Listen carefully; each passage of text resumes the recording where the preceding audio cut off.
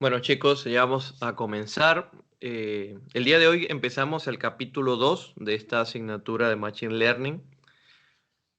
La idea es poder conversar en este capítulo sobre el análisis exploratorio de datos, el cual ya lo hemos usado intrínsecamente, pero quizás no lo hemos nombrado de esa manera, pero ya hemos utilizado algunas técnicas que nos permiten verificar que muchas de las actividades que hemos hecho pertenecen a un análisis exploratorio de datos. De hecho, es lo primero que se realiza cuando tú vas a crear un análisis, como su nombre lo dice, o vas a crear un modelo de inteligencia artificial. Lo ideal es que puedan conocer los datos. Se habla de que es un análisis exploratorio porque lo que busca es utilizar algunas técnicas para poder explorar, como su nombre lo dice, conocer, saber más de, de los datos y así poder tener una idea o resumir la información de cómo lo podemos comprender de una forma más clara. Por ejemplo, imagínense que tenemos una serie, no sé, una fuente de datos que tenga alrededor de, vamos a suponer, 10.000 registros. Y de estos 10.000 registros, quitar acá el notebook, de estos 10.000 registros, tú desees conocer, por ejemplo, cuáles son las categorías que existen, por ejemplo, tipos de productos. Vamos a suponer que es una cadena de supermercado y esos 10.000 registros pertenecen a ventas.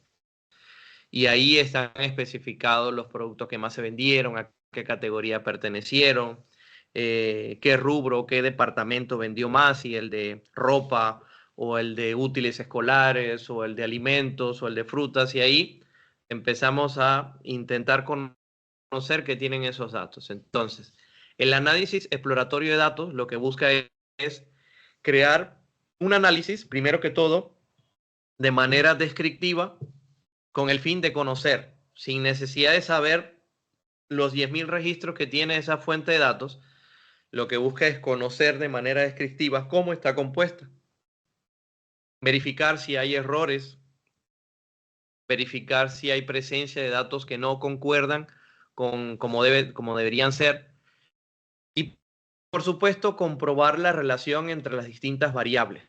Esto es importantísimo porque hay variables que van a depender una de otras. Y cuando hablamos de variables, hablamos de que hay columnas que pueden verse afectadas debido al rendimiento de otra.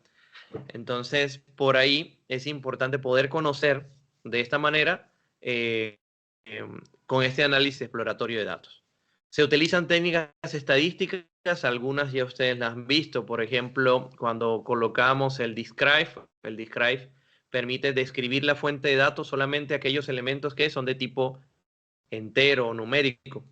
Nos trae el máximo, el mínimo, un promedio y otros datos también. Cuando por lo menos vemos con la función info, ya nos trae, por ejemplo, el número de registros, cuáles son que son de tipo numérico, cuáles son de tipo object, cuáles son los valores que están nulos. Entonces, todas estas actividades que nosotros hacemos al principio pertenecen a esta parte del análisis exploratorio de datos. ¿Por qué es tan importante? Esa es una pregunta y este material, no se preocupen, lo van a tener. Pertenece este material, lo quise compartir, a la sesión de datos del gobierno de España. Europa está muy por encima de nosotros acá en Sudamérica en relación a los datos y de hecho ahorita vamos a ingresar en esta página para que vean más o menos qué tiene, ya que ahí hay fuentes de datos que podemos nosotros inclusive usar para poder hacer prácticas en ese sentido, ¿no? ¿Por qué es tan importante? Vamos a terminar respondiendo esto. Es muy importante el análisis exploratorio de datos porque todas esas técnicas que vamos a aplicar a nivel estadístico, todas esas cosas que vamos nosotros a poder extraer, va a permitir cumplir con las condiciones necesarias para garantizar que el modelo que vamos a hacer o el análisis que vamos a hacer es, vamos a decir, justo y correcto. Y justo no hablo con sentido de justicia, ni con nivel de que está muy apretado, sino justo en el sentido de que se presenten los datos tales como son. Por ejemplo, a veces tenemos fuentes de datos donde hay muchos registros nulos o registros que por un error en el sistema, la coma, no sé, en vez de colocarla en el lado decimal que es, lo colocó en la parte de miles. Entonces, no es lo mismo tener un número con 2 decimales que tener un número con, no sé, 5 o 6 decimales, porque cuando saquemos cuenta, y son miles de registros, hasta millones, sí puede haber una diferencia considerable. Entonces, ¿a esto qué se refiere? Es importante porque con este análisis podemos darle el cumplimiento a que los datos estén realmente preparados para poder nosotros utilizarlo, ¿no? El análisis exploratorio de datos también es esencial para la consistencia y veracidad de los datos, que es más o menos también de lo que hablábamos. Hoy en día, por ejemplo, voy a traerles acá esto, los gobiernos de los distintos países buscan colocar datos que nosotros podamos utilizar, por ejemplo. Acá en el Perú tenemos la Plataforma Nacional de Datos Abiertos, en el cual también podemos obtener información para poder crear análisis con estos datos. El gobierno de Colombia también, acá el gobierno de España, por ejemplo, que es de donde saqué esta información, México, otros países como los Estados Unidos, Argentina, y si seguimos buscando, hay bastante, Paraguay en este caso, hay bastante información para nosotros poder descargar y hacer prácticas de la que busquemos y cómo queremos. Y lo bueno es que está ambientado en nuestra localidad, acá en Sudamérica, ¿no? Entonces nos va a poder ayudar muchísimo. Todas esas páginas solamente deben poner datos GOV y ahí van a encontrar muchas páginas que nos podemos utilizar para también poder descargar, ¿no? Este análisis exploratorio de datos tiene una serie de pasos. Esto fue extraído del libro R for Data Science de Whitbank y Grolemund. Es un buen libro, solo que está orientado más al uso de R, pero a nivel de cómo se realiza el análisis exploratorio de datos, está buenísimo porque todos estos pasos se cumplen prácticamente en todo lo que nosotros deseamos hacer. Primero hay un análisis descriptivo, luego ajustamos los tipos de variables, pues porque pueden haber variables que no tengan la forma correcta, detección y tratamiento de datos ausentes, pasa cuando los datos, hay muchos datos nulos o datos que quizás no tienen la formación necesaria, identificación de datos atípicos y correlación de variables. Y para eso, lo primero que entra dentro de este análisis son los datos brutos y luego extraemos algunas conclusiones para poder llegar a un mejor término, ¿no? Vamos a hablar de cada uno para irles mencionando. Cuando hablamos del análisis descriptivo, es un resumen, simplemente es un resumen de la información que tiene el conjunto de datos. Funciones en Python como info, como describe, nos permiten crear ya un análisis descriptivo pequeño para ver las características de este dataset.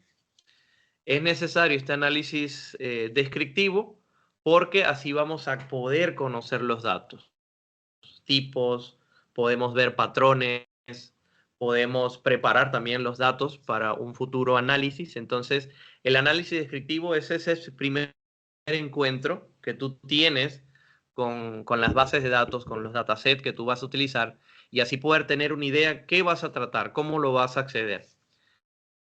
El tratamiento, aplicar funciones estadísticas descriptivas que permite explorar la estructura del conjunto de datos, examinarlo, ver las variables que este presenta, entre otros. Este análisis descriptivo es fijo en todo lo que estamos haciendo.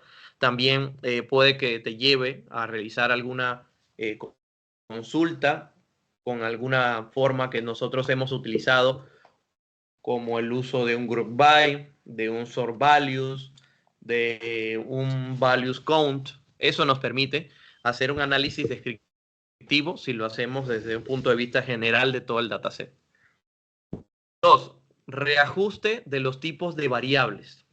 Hay veces, como pasa muchas veces en Excel también, que cuando tenemos una tabla o tenemos un conjunto de datos, hay tipos de datos que no están correctos. Por ejemplo, intentas en Excel, por ejemplo, usar un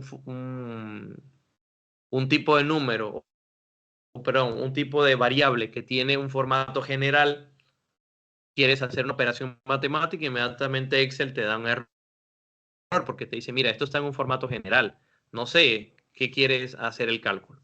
Cuando tú lo pasas, por ejemplo, a que sea tipo numérico, y ahí él puede empezar a hacer esas operaciones. A eso se refiere el ajuste de los tipos de variables. Lo que se pide es que estos tengan los valores correspondientes. Esto incide si el punto y coma está en el lugar correcto, o la coma está en el lugar correcto del decimal, o que, por ejemplo, sea punto flotante, pero no sea un número entero. Y así podemos decir, por lo menos en el campo fecha, que no se tome como un campo texto, sino que también lo podamos convertir como un campo fecha, igual la hora. Hay muchas cosas que podemos hacer con esos tipos de variables. ¿Por qué es necesario?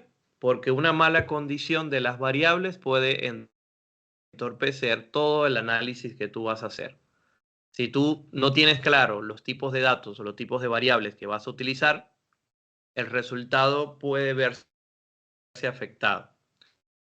Lo que les decía antes del punto decimal. Si un punto decimal no está en el lugar correcto, puede inclusive dar una información que no es. Puede inclusive decir que la empresa ha vendido millones de soles cuando en realidad ha vendido miles de soles. Entonces ahí hay una diferencia bastante mal. El tratamiento, cómo por lo menos se utiliza, se aplican para cada tipo de variable. Es decir, se ajusta según el tipo de variable que este sea. Detención y tratamiento de datos ausentes. Si hay un número o una variable, una columna que tienes datos por lo menos de tipo NONE o NaN, que son como que valores que no son correctos, hay que ver qué se hace con ellos. Hay algunos, por ejemplo, que si en una columna que es numérico aparece un valor de NaN o vacío, colocan, por ejemplo, un 0, como para no eliminar todo el registro, porque al final, como no está aportando nada y desconozco, le colocan un 0. Entonces hay otros también que, por ejemplo, hay datos de una columna que no está completamente descrito, utilizan formas para completarlo. ¿Por qué es necesario esto? Porque los datos ausentes pueden generar problemas a la hora de entrenar un modelo de Machine Learning. La base de todo modelo de Machine Learning, de hecho lo vamos a ver desde el lunes para que comprendan a qué me refiero con modelo de Machine Learning, se basa en los datos. Y si los datos tienen falencias o no están completos, entonces no se va a poder elaborar modelos predictivos que sean confiables. Y quizás la información que vamos a dar no es del todo correcta. Entonces, estos datos pueden ser tratados, por ejemplo, como lo que mencionaba hace rato, se sustituye por ceros o se calcula la media o la mediana de los valores que este tiene y se le agrega. Hay muchas formas de poder hacerlo. Cuarto, detección y tratamientos de datos atípicos. Hay datos y formas, por ejemplo, que tú te colocas a ver y tú te puedes ver, oye, pero esto como que no está bien. Entonces también es tarea de este análisis poder identificar datos con valores que sean distintos a lo que pertenece en la variable. Por ejemplo, eh, llevo todo un mes vendiendo, no sé, 12,000 soles. Vamos a suponer que tengo un negocio X y al mes vendo 12,000 soles. Pero de buenas a primera veo que está el siguiente mes, estoy evaluando un mes y cuando veo el registro, veo que me marca que he vendido 100,000 soles. Y tú te pones a ver, oye, pero no concuerda con lo que hay en la bancarización, no concuerda con lo que hay en efectivo. ¿Qué pasó acá? Esa de buscar valores atípicos, busca ver si hay irregularidades en los valores. Puede que la persona que incluye los datos en el sistema o en la hoja de Excel o como lo estén procesando, se le pasó un cero. Y en vez de decir que tiene ganancia de 10.000 soles o 10 y tanto, dice que tiene ganancia de 100.000. Entonces por ahí hay valores que son atípicos. ¿Por qué? Porque es necesario poder tratarlos porque, como lo dije hace segundos, puede modificar los resultados. Entonces, ahí también, al restar los resultados, le resta potencia al análisis estadístico o a la aplicación de alguna técnica de Machine Learning que nosotros podamos llevar a cabo. Por eso es que es sumamente importante este análisis de datos, exploratorio de datos. Última parte, análisis de correlación de variables. Hay variables, regularmente, y van a verlo a partir del lunes, que tienen relación. Por ejemplo, hace, hace hace mucho tiempo atrás escuchaba a un profesor que tuve en la parte de Machine Learning y él decía, él daba este ejemplo. Se habla de que a mayor altura tenga una persona, probablemente el peso también sea más. Puede ser flaco la persona, pero a mayor altura que tenga, por ejemplo, alguien que mide 2 metros contra alguien que mide, no sé, 1,5 metros, 1,70, 1,80, el de 2 metros probablemente mida más debido o pese más debido al tamaño. Entonces, hay una correlación entre el peso y la altura de una persona por diversos factores que podemos investigar y podemos hablar. Entonces, ahí hay una correlación.